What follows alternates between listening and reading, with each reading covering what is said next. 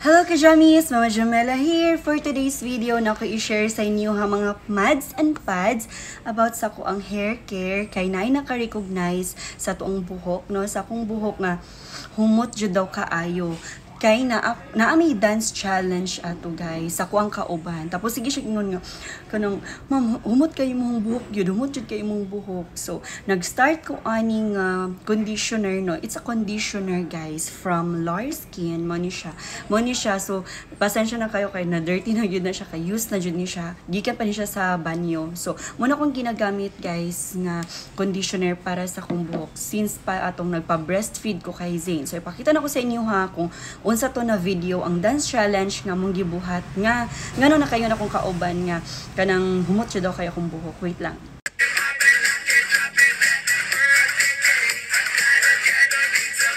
Gusto ko siya i-share sa inyo ha. Kay diri ara pud na ko ni siya sa TikTok shop gina-order no.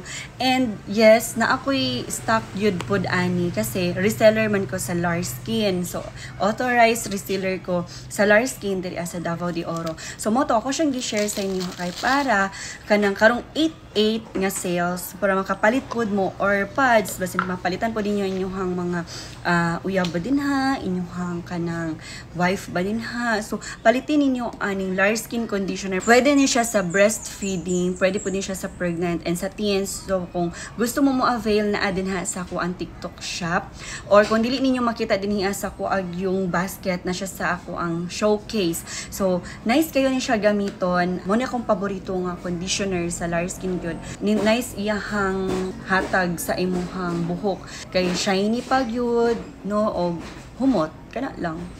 Thank you.